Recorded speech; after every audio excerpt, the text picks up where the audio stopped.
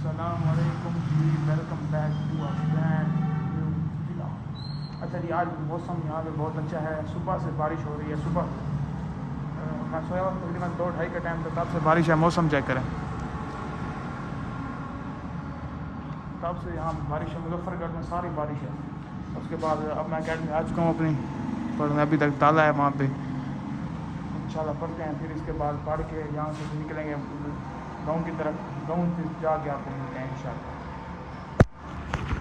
अस्सलामुअलैकुम जी, welcome back to a brand new vlog.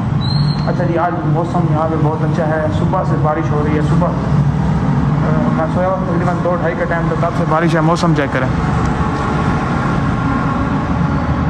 तब से यहाँ बारिश है। मुजफ्फरगढ़ में सारी बारिश है।